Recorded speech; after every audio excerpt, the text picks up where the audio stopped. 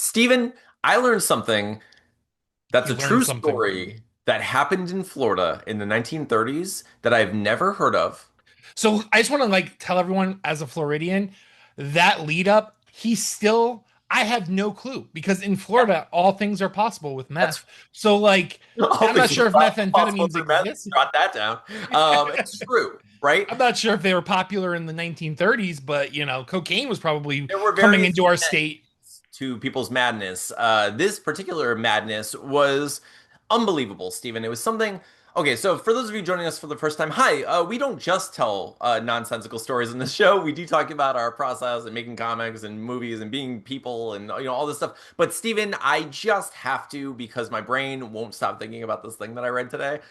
I learned about this man. This man, George Carl Tanzler, in 1930, from 1930s, like early 1940s. So this man was in Key West. He was a radiologic like technician, like technologist, right? And he met this woman named Helen, and he was like smitten by her, right? He's like, "Oh my gosh, this is the most beautiful woman I've ever seen." And he was like, "Oh, she's amazing." And they kind of like, talked or whatever, but she had tuberculosis Oh and she no. was dying.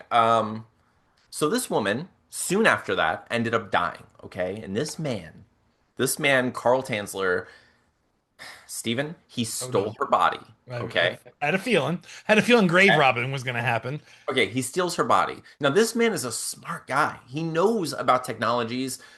He knows a lot about like the various medical fields, and he learns how to develop certain technologies and manipulate electricity via Tesla coils and all these things. And he creates this giant lab. Okay, he creates this giant lab and he fills it with Tesla coils and all of these like Frankensteinian devices and Dr. Florida Stein is what you're Dr. getting to. Frankenstein is what I'm getting to, Stephen. So Carl Tanzler stole this body.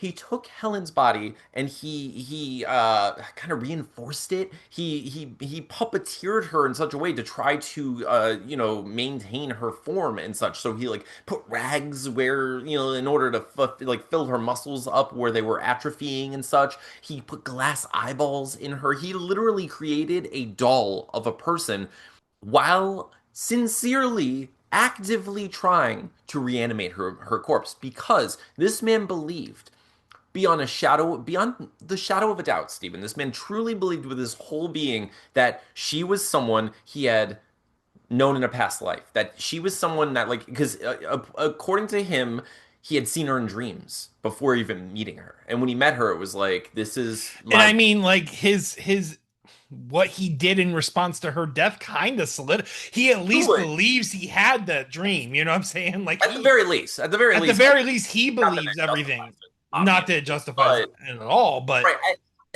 It's I all mean, fun. if I had vivid dreams about Tina and I truly believe that I could reanimate her after death, I would probably do the same You things. have to Like take a if shot. I was under the same level of whatever this guy was Yeah, feeling or experiencing, like it was obviously something that he thought he could functionally do. So why wouldn't you try to do it? Like if you truly believed in yourself enough, like right? So if you believe in yourself through meth, all things are possible. No, but it's Steven. So he did this, and like he had her body just for a while, doing his best to try to reanimate her. He was like literally performing various experiments on her, trying to use different potions. He used, I mean, you can find the information online. His name is George Carl Tanzler. It was in the 1930s, 1940s in Key West, Florida.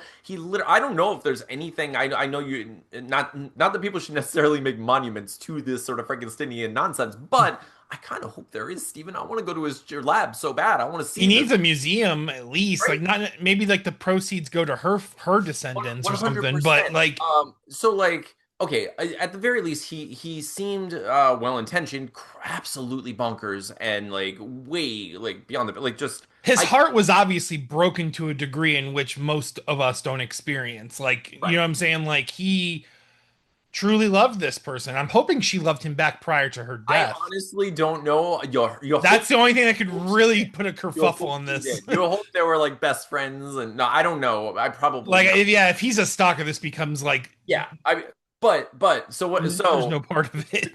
the craziest part of this is I found this out because I was looking up similar cases to the previous things that we were talking about, where I was like, are there other cases where people were like acquitted or exonerated in one way or another, like while thinking they were doing this like monstery paranormal like battle or whatever. And so this man who was the Florida Stein trying to bring Helen back from the dead and reanimate her body while also manipulating her structure with various wires and glass and all this stuff. This went on for so long that the statute of limitations ran out and he was never convicted of anything.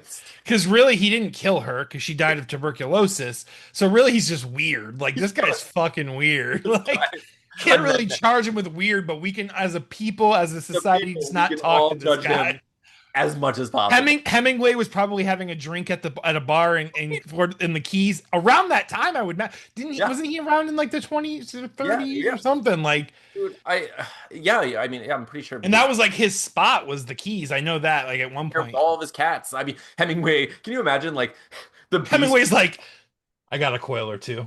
I can help you out. And like he's the one that was like giving him some of the stuff. He's like, He's like, listen, I can tell you a couple of things about cats. They have 9 lives. You know who else could have 9 lives? The love of your life. If you're like, keep my cat's alive, I'll help you out. Like, well, can you imagine that like dynamic duo? and then Hemingway like he goes, okay, let me finally see what you've done. I haven't even seen this situation, what you got going on. He like walks in, sees the strings and everything. He's just like, It's that oh scene from my. The Simpsons where Grandpa Simpson walks into the brothel and he sees Bart and He just immediately walks walks back. back out. I made a miscalculation. I don't ever want you to talk to me again. I'm gonna take you out of my five and possibly out of my life. Anyway, yeah, let's get to our show and talk about our actual lives.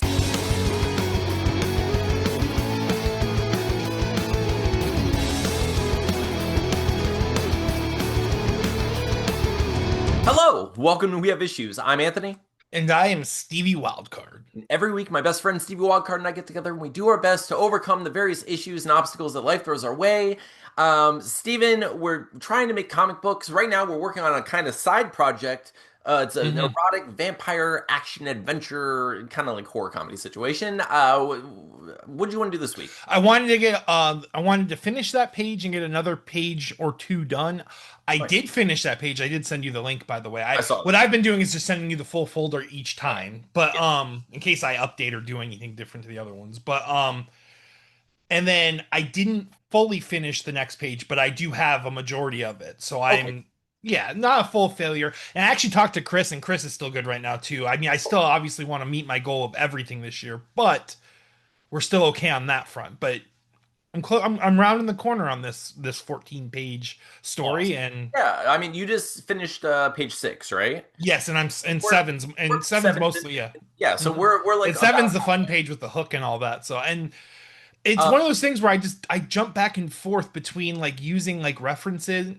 references, but then just seeing like, no man, just start fucking drawing yourself, because like it is sometimes it's just easier just to like just throw shit like circles and stuff on a page and then Oh yeah, frame it. It's just so much 100%. simpler, you know. But so yeah, I was able to like frame a lot of them on my own. So yeah, I didn't do what I wanted to do. It's hard to do what I want to do. Life is just so crazy sometimes. Yes. But this time of year, I do tend to just do nothing for 2 months. So I am proud that I'm keeping some sort of pace. But I do need to like start really pushing through this so I can push through Deathless and then start Deathless 4 or 5. I mean, that's like what I'm, which at least I go back to Deathless already on page like 5 or 6 there too, right? Yeah, we're pretty Pretty, good pretty, on that. Like doing we're pretty getting solid. Yeah. So honestly like as far as Deathless issue 4, all we need to do like we need a cover for it so then we can start the like building the Kickstarter and then mhm. like because then we're pretty good, you know, we're Yeah. like I feel like Got that some meat on them bones already. yeah. Yeah. Through the We first act, at least, or the first act is about to conclude anyway in Yeah, the issue. 100%, dude. I'm in a similar boat as you. I wanted to do both pages that I had access to. I did one and a half of them. So I'm on page 5 and I'm nearly done with it. So, and I only have that and page 6 to Oh, work. awesome. And then you can balloon those And too, because then yeah, it just means less shading I have to do that. I don't know where the balloons are. So, right. Yeah, um, 100%. So I'm gonna do that. And then like I've been working on that and also working on so I've been working like, pushing toward publishing my first novel, Table. mhm.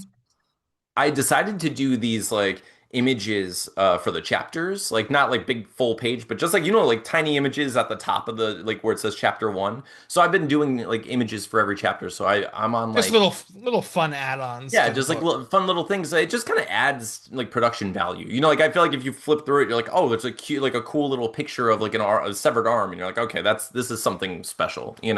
So I've been doing that on this side, just like when I'm on the couch, like sitting with KT, and she's like doing, building book covers and that kind of stuff. We've been working together on that stuff. So yeah, Are you that's doing like a reverse hangman with it too, where it's like each chapter is a piece of the ghoul? I thought of doing that, but like I went with I instead of that, I ended up going with like something that's like thematically relevant. So it's like there's like a pudding Got cup you. in one, and I only did that because I was like, there are only so many body parts, and I need Yeah.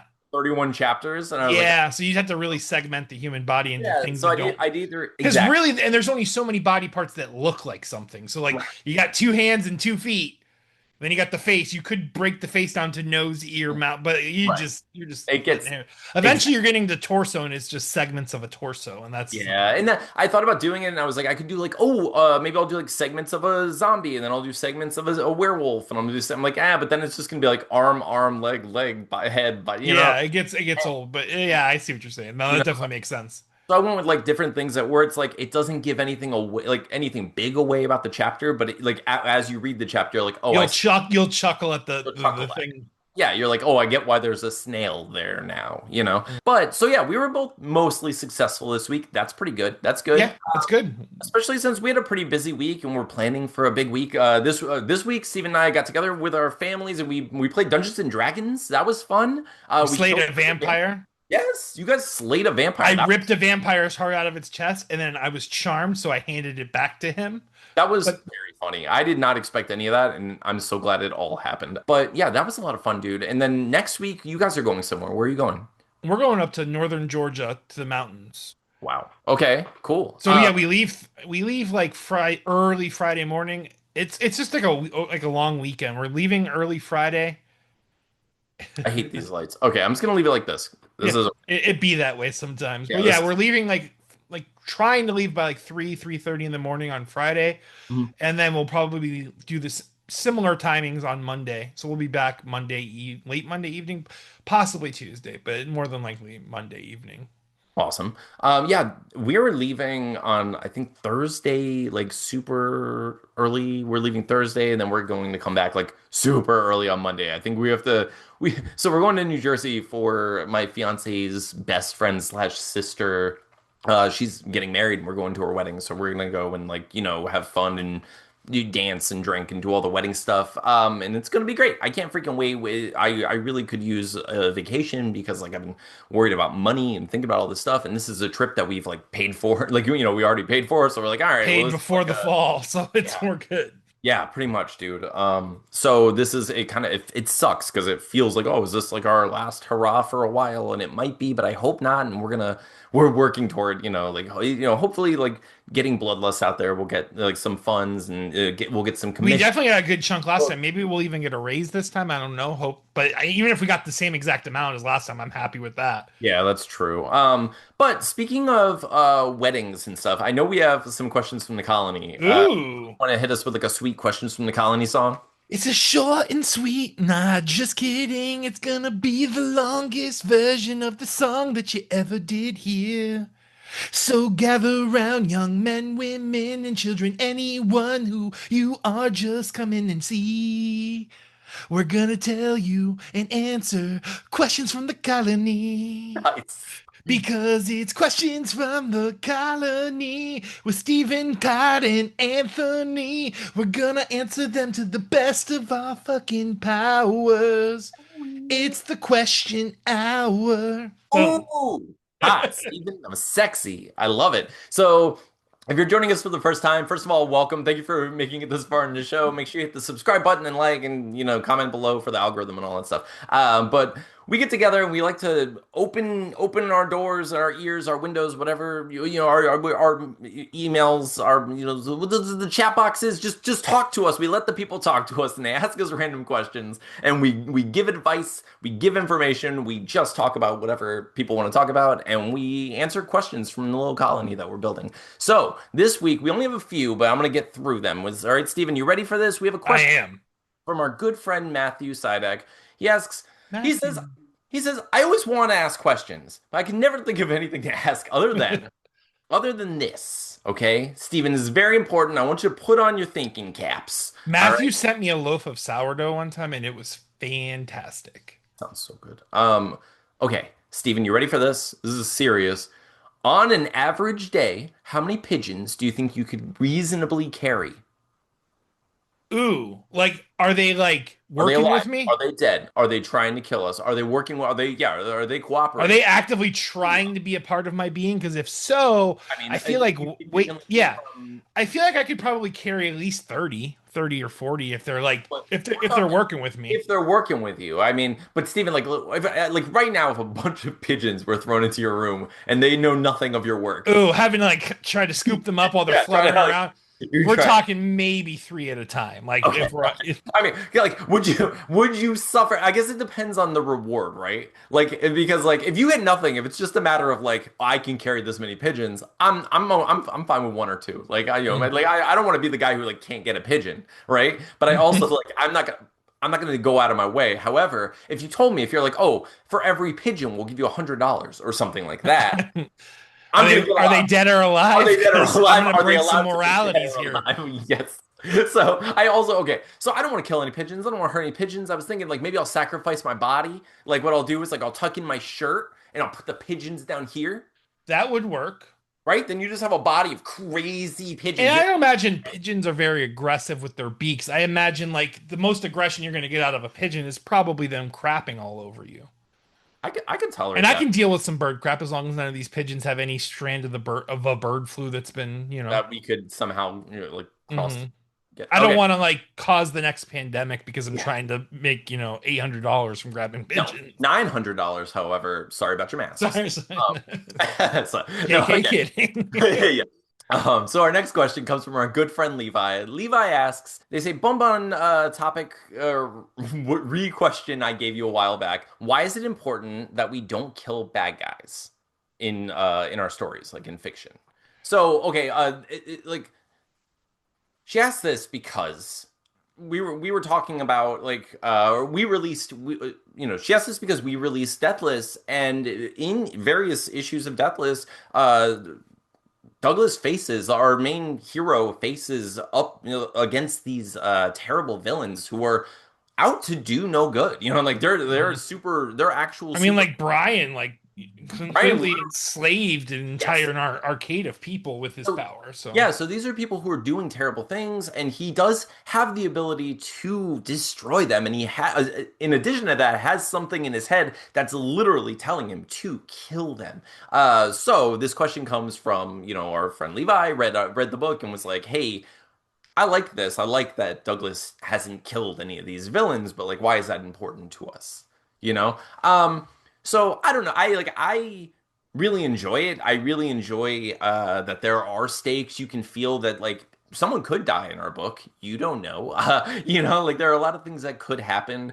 But I do like to show that there are various ways of solving a problem. That some problems Mhm. solve themselves. Sometimes you overthink things. And I think in this book in particular too, even though these people were, you got to figure, even these friends, they were really only douchey to him through his own eyes. Like these people still like care and like Yes. seemingly love him. They just sometimes the relationship to Douglas feels like he's putting in more than they are, but these are his friends, and they still view Douglas as their friend. You know what I'm Yeah. saying? And So so in our book, these characters did invite Douglas to participate in this thing with him, which is a big deal, but just not something that he was currently capable or interested in doing because he had other things, other priorities. He had to wake up early in the morning because of this important job meeting situation.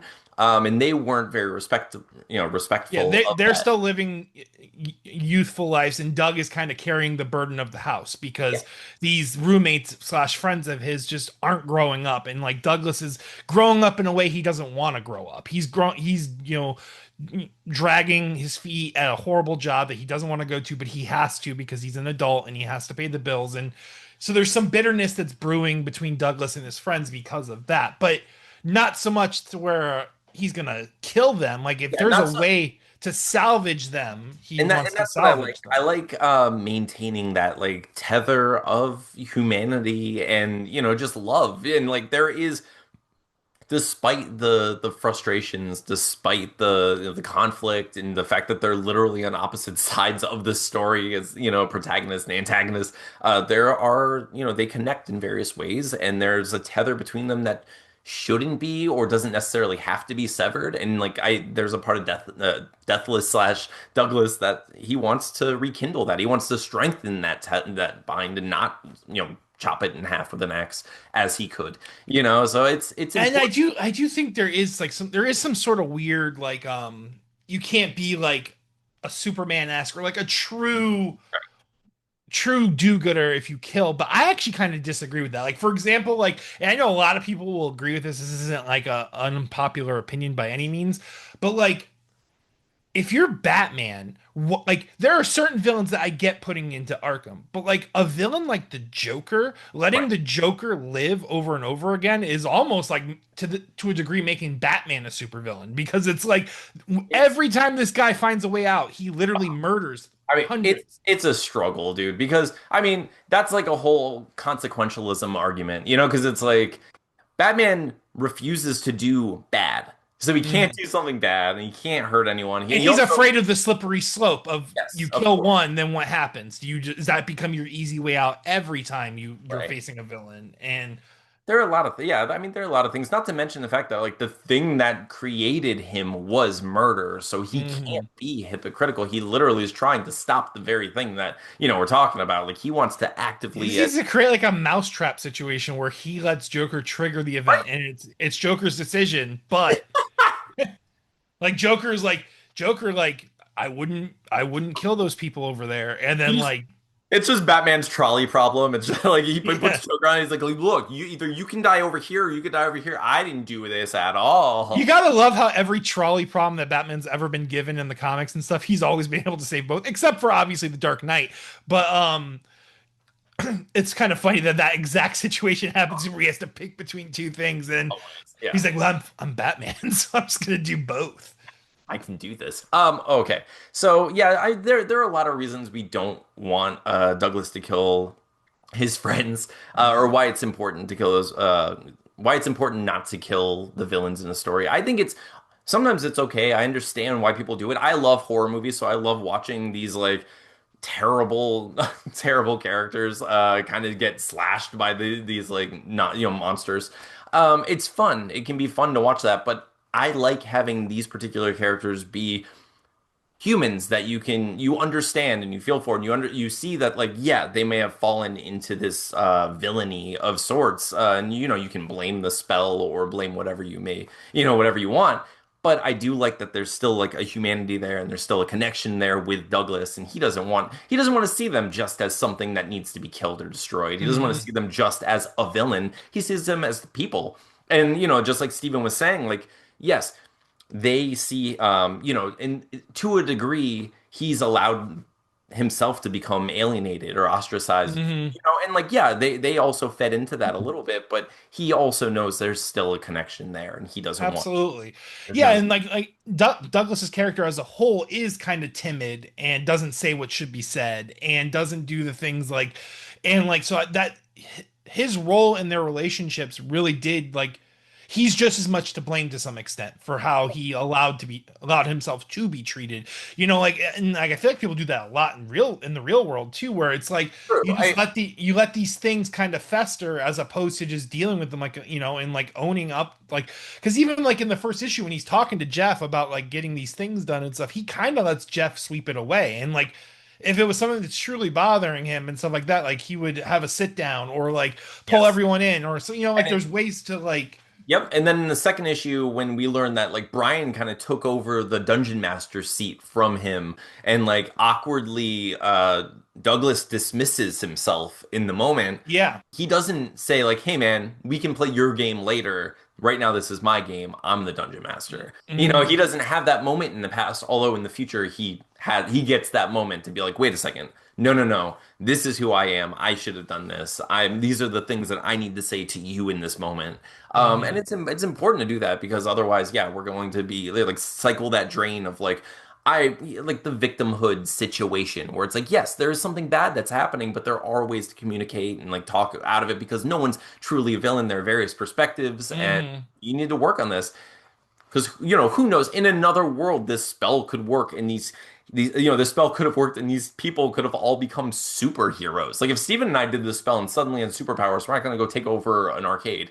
You know, No. like there are things you can do, you know, but they didn't have that voice within them, like the Douglas within them, that would, you know, be And the not to mention, this spell does seem to be corrupting by nature, just as Deathless seems to be a stalwart defender by nature, like the right, entity that's in him. So exactly. all goes back to the first, cast of the spell. But anyways, yes. So So that's that's why. kind of, especially if Deathless. I think Deathless has very, like, I wouldn't say the Anthi are opposed to. I mean, in Bloodlust, Moira gets decapitated in the first, the first issue. So, we're not necessarily opposed to killing off the villain, but I feel like Um, it's all based on what the story needs. It's all about. Yeah, dude, absolutely. That's perfect. All right, our last question comes from Caitlin. Caitlin, okay, Caitlin asks.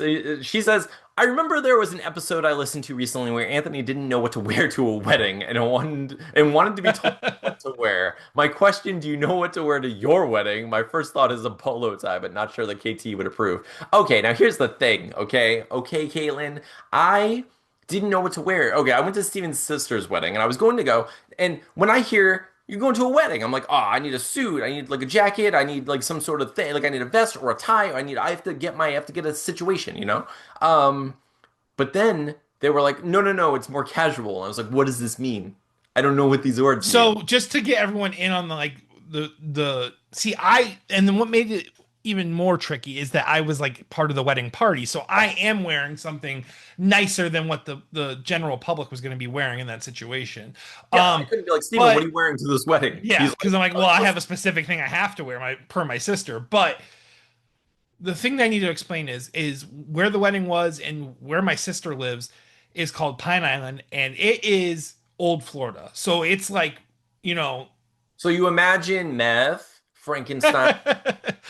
it's No. very much like before Margaritaville kind of framed what Florida should look like. That, like the seafoam green, like I don't know, just like the old Florida. I can't really explain. Like if you're from Florida, you know what I'm talking Oh yeah. about. But like it's very old Florida. It's like a bunch. Those people have lived on Pine Island, like they're generational people. Like their great great grandfather was a fisherman, and they still fish the same spots. And like it's just a different. It's like country Florida basically. Yeah. Because Florida, where we live in Florida, we don't live in the center of the state. The center of the state also has a lot of old Florida going on, but like the coastlines of Florida are basically like we have so many snowbirds that live here year round now and stuff that we don't really have like a true identity on the Okay. coastline. It's New Yorkers, it's Minnesotans, it's like just everybody. Everybody lives in Florida now. So, Pine Island's one of those places that is old Florida still though. Like hasn't been too like whooped up to where it's lost all of its old charm and stuff. So yes, the reason why Anthony's question was so difficult for that particular event is he literally probably could have showed up in cargo shorts and been Yep. fine. Steven, your So uncle showed up in a black t-shirt and jeans, he and I did. was like, It all was right, at a Moose Lodge too. So I mean, we're talking like it was what you would expect from Pine Island. It was, 100%. I enjoyable atmosphere, but you don't need to be like yes. Fifth Avenue, New York, classy. You know what Yeah. I'm saying? So Yes. And for me, I was like, I was afraid of going like too casual and being like, wait, Mm. okay, but I guess that wasn't Insultingly casual, insultingly but there casual. I'm was like, no there insult. was no I insulting. think you could have came in like pajama, like a pajama like onesie, and been Well, still which probably. which I appreciate and like I love it, but it was also that's why I asked the question. But do I know what I'm gonna wear to my wedding? No, of course I don't because I don't know what I'm doing. No, we have an idea. I'm like we've been working on it. Obviously, we still haven't made our budget, but we did find a decent place, like a place that we both really like, but it is still expensive and freaking food and liquor and all that stuff is so expensive. Dude, it's like, and I understand things have gone up in price, but I Yeah, really do feel like the pandemic really hit this like reset button where yeah, like businesses were just like got together, just like, well, we can just set a new yeah. price for everything and new way of doing like we don't even have 24-hour Walmarts anymore, man. Like that's crazy. When we were kids, we used to go to like teenagers Yeah. drive to Walmart at 2 in the morning to go buy a $5 DVD and watch it at the house. You know what I'm saying? Like That was can't a do that anymore. That's crazy to me. it is. Yeah, it's sad. It's nuts. But yeah, so that's why. But those are all of our questions. We did it. Awesome. We We got did it. through them. Slayed them. Otherwise, Slay Queen. so all right, Steve. At the end of every episode, we always talk about what we're going to do this week. So what are you going to work on this week? So I have a tricky situation this week because I'm going to Georgia, but I have a feeling that like we'll have our own respective like I'm not sure how much time I will be busy in like the later evenings. So I actually do plan on bringing my iPad with me. So Nice. that way I can hopefully if I find time to work on it like like chill times in between, I can squeeze some out. Um squeeze some out. I didn't mean to say it like that. It sounds really dirty. But yeah, I definitely am gonna finish page 7 and I my goal is to get page 7 and 8 done this All week. right, Steven's going to squeeze some out and finish. I'm gonna I finish all over them pages till they stick together, baby. Okay, I similarly am going away this weekend. I'm going to New Jersey for a wedding. You know what? I'm also going to bring my tablet because I'm going to be in a cabin for, the majority of the time, and I'm sure I'm going to have some downtime while my fiance is going to go and help with, setting up the wedding. She's also And in the wedding, so she has all this stuff.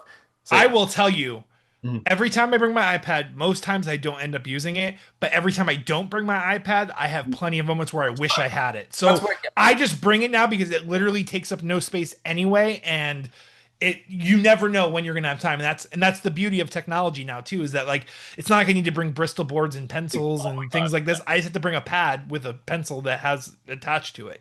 So Yep. that's why I'm bringing it, and that's why I'm hoping I can get some stuff done up there too. Absolutely.